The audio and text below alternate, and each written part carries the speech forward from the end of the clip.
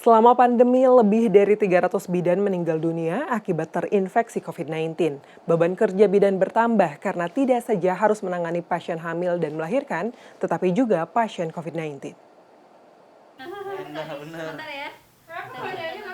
Wiyati Litawati sudah 26 tahun menjalani profesinya sebagai bidan. Selama lebih dari seperempat abad bertugas, bidan di Puskesmas Babakan Sari, Kota Bandung ini merasa pandemi COVID ini adalah masa-masa paling berat. Selain harus menangani pasien umum, Wiyati juga harus membantu menangani pasien COVID. Apalagi ketika jumlah kasus melonjak pada Juni sampai Juli lalu. Risiko tertular COVID membayanginya setiap hari. Pandemi jelas lebih berat pandemi, karena pertama kita harus lebih waspada. Kita nggak tahu kondisi di lapangan itu kan seperti apa ya. Banyak orang yang dengan OTG.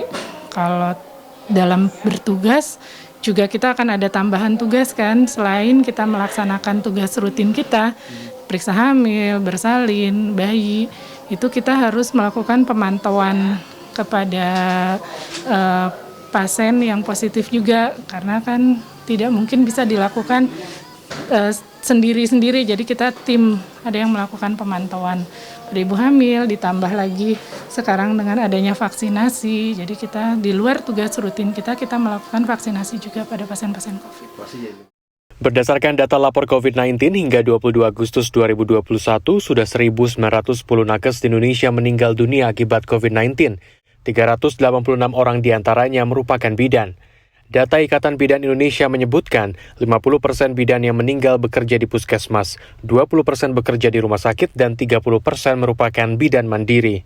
Menurut Ketua Ikatan Bidan Indonesia Jawa Barat Eva Riantini, selain karena tingginya risiko terpapar akibat berinteraksi dengan banyak pasien, adanya lonjakan jumlah kasus pasien COVID membuat beban kerja bidan menjadi lebih tinggi dibandingkan sebelumnya. Bagi bidan mandiri yang berada di pedesaan, ketersediaan APD yang terbatas juga menjadi salah satu penyebab banyak bidan terpapar COVID. Padahal di pedesaan, seorang bidan harus melayani sampai 1.000 pasien, belum termasuk merawat pasien COVID. Di Jawa Barat, 78 bidan meninggal akibat COVID selama pandemi. Eva berharap pemerintah memberikan perhatian, terutama kepada bidan mandiri yang bertugas di daerah terpencil. Kalau kami dari organisasi memang APD itu ya bisa untuk praktek mandiri khususnya ya bisa ada bantuan sih ya dari pemerintah gitu untuk APD gitu.